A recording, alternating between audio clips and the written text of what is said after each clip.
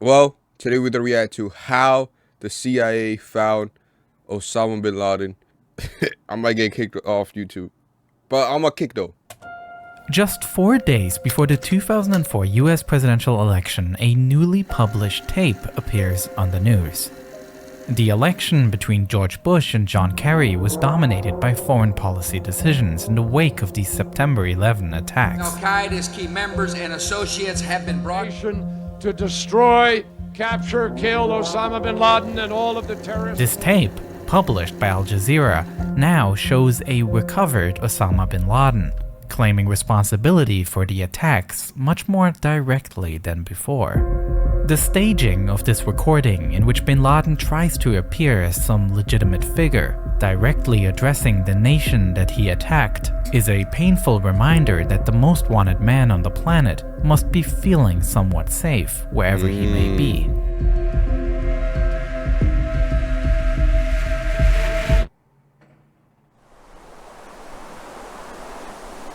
At the very same time, at the CIA headquarters in Virginia, where a special unit was tasked with finding bin Laden, pretty much every lead had gone cold at this point. Damn. A situation that was even more frustrating considering that almost 3 years ago, they believed they were close to catching him. By the end of the 2001 US invasion of Afghanistan, Al-Qaeda fighters had been pushed into the eastern part of the country. Here, they barricaded themselves in the caves of Tora Bora, and American intelligence agencies suspected bin Laden to be amongst them. Supported by the Americans, local Afghan tribes fought through the terrain, and heavy airstrikes were carried out. Oh shit. But by the time the battle was won, bin Laden had already fled. After the fighting ended, only about 20 people were arrested, and the CIA was left empty-handed, having missed what may have been a unique opportunity to capture Al-Qaeda's leader. But at least one of the people arrested here would eventually open a lead for investigators to follow. Prior to his capture, Mohammed al-Qahtani was unknown to the investigators. He himself denied any connection to Al-Qaeda and said that he was in Afghanistan to pursue his interest in falconry. But when investigators took his fingerprints, they found a match in their system. They found out that just a few weeks before the September 11 attacks, he had tried to enter the United States.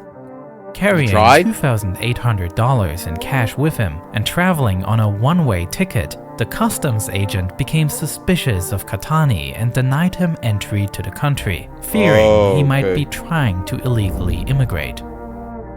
The investigators also knew that on the very same day, a call was placed from Orlando Airport to an Al-Qaeda telephone number in the United Arab Emirates. This number had been monitored, and the fact that Qahtani was at the airport at the same time made investigators scramble to establish some sort of connection between these events. Of course. FBI agents worked their way through piles of airport surveillance footage looking for more leads. And eventually, they were successful. They were able to identify a car that was, at the time, rented by Mohammed Atta.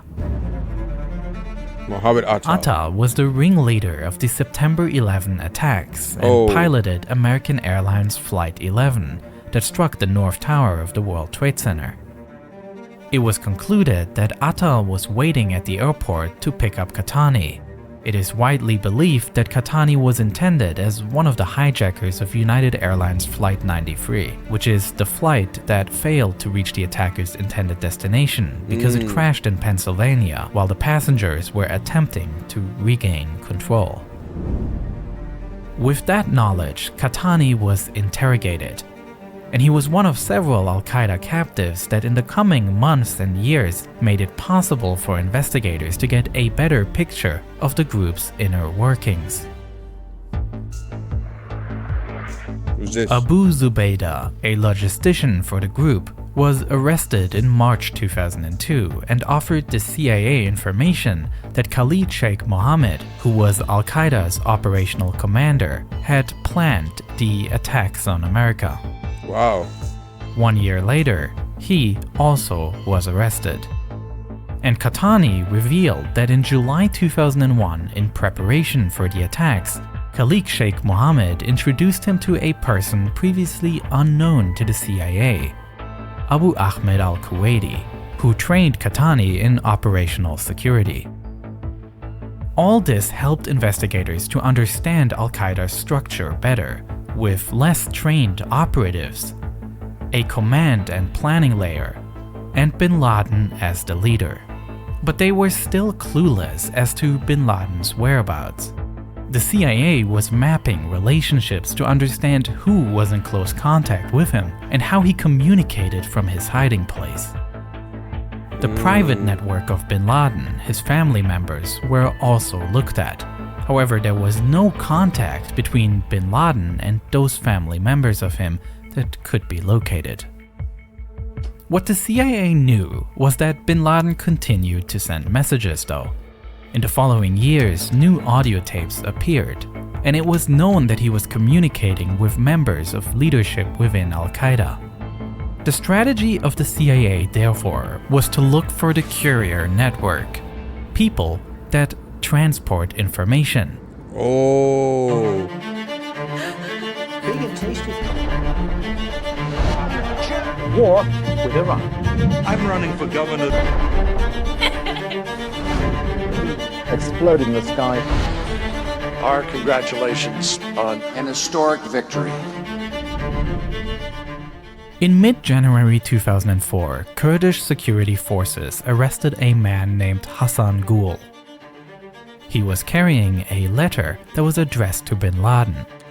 Gul was handed over to the Americans, who interrogated him and received crucial information indicating that a key person to finding bin Laden had already been on the agency's radar. Hassan Gul claimed that it is Abu Ahmed al-Kuwaiti who operates as bin Laden's personal courier.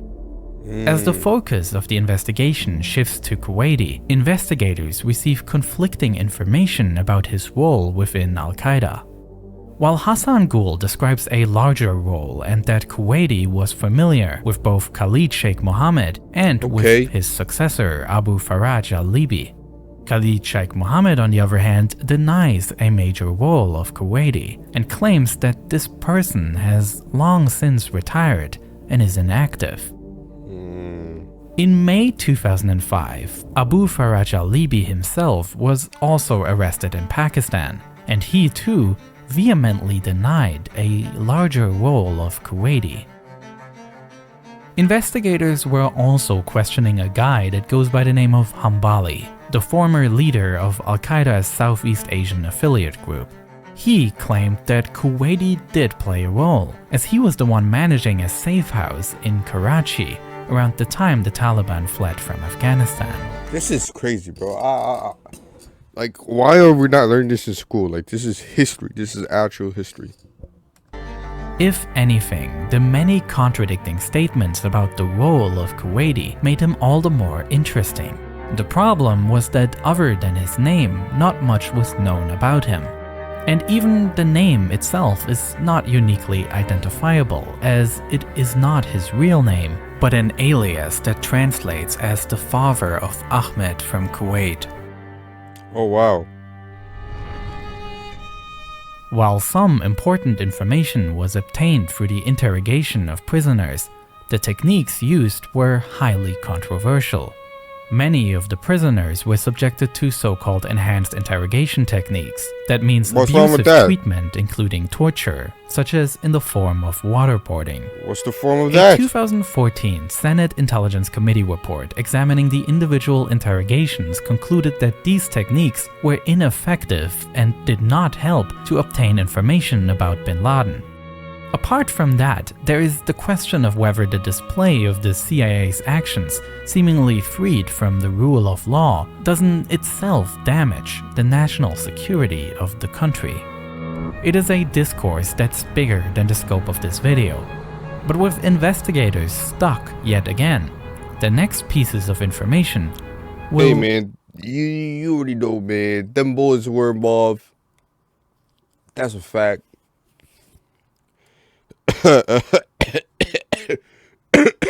Ryan. not come from their own work. No, the sides. Ryan Dawson. Blockbuster Total Access, Netflix. Essentially, they work the same way. Oh.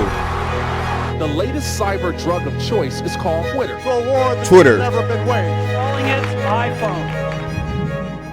In 2007, the CIA received the information they're looking for, the true identity of the Kuwaiti. It does not come from their own research, but from a foreign intelligence service, which is not known. The information reveals the true name of the Kuwaiti to be Ibrahim Saeed Ahmed, a Pakistani whose family had only moved to Kuwait. But while they have waited 2 years to get the name, it will take further years until they are able to locate him. 2011, no? Elect your victory. For bankruptcy. I'm gonna let you finish. Michael Jackson has died. RP. Effort begins. This guy is great. As good as we've seen. RP. In June 2010, the Kuwaiti and his brother changed the way to communicate with their cell phones, a fact that made it possible to determine the geolocation of the calls placed. The NSA had received telephone numbers suspected of being connected to Kuwaiti from a third country, which were now intercepted. Amidst the countless conversations monitored, one man stood out because he fit the profile of Kuwaiti. He spoke a mix of Arabic and Pashto, the language spoken in northwestern Pakistan. And in a conversation with a friend in the Persian Gulf, the man dodged the question of his whereabouts, cryptically replying that he is with the people he was with before. In addition, the investigators recognized that this individual goes to great lengths to prevent being tracked. His cell phone was switched off for most of the time, and it seems that he only put the battery in it when he was in the area around the city of Peshawar. As it became increasingly certain that this is Kuwaiti, efforts began to follow him on the ground. In August 2010, a Pakistani CIA agent managed to identify him in his car in Peshawar. From there, he was secretly followed on his way home. Okay. Can I just say the editor is amazing?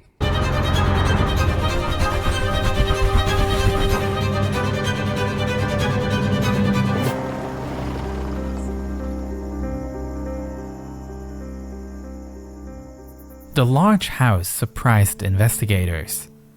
The agents had assumed that now that Kuwaiti had been identified, they would be monitoring him until he approached bin Laden's hideout. But when you look at the massive compound in which Kuwaiti lives, investigators thought that they might already be there. That Kuwaiti may be living under the same roof as bin Laden. Oh, Even though Washington wasn't entirely sure about it at the time, bin Laden was located, and a manhunt that has had top priority since the September 11 attacks comes to its final stage. The task now was no longer with the intelligence agents, but with a team of special units who knew very little about what to expect when raiding this compound. yep, On May 1st, 2011, That's at when we got 'em. 11 p.m. local time, 2 Black Hawk helicopters, equipped with secret stealth technology, take off from Jalalabad airfield and head towards bin Laden's compound. The mission is complicated by the fact that the United States government had decided not to inform Pakistan of the operation, which means the Navy SEALs had to avoid getting noticed, which seems especially challenging considering that bin Laden's complex is located right next to a Pakistani military academy. The story of how this raid unfolded is truly fascinating, which is why I have produced another full-length video about this operation, creating detailed models of the mission's plan and mapping out how it played out during that night. I gotta watch but this. Unfortunately, due to the violent nature of this topic, if I uploaded this video to YouTube, it would certainly get demonetized and age restricted. Yeah. Luckily though, I was still able to make the video, thanks to the power of Nebula, where you can watch it a fly. Truly, me and other you work on to focus to the higher budgets, productions. You will get 30. But yeah, man, like and subscribe. That's how we got them. That's how we got them. But them boys, you know, like and subscribe.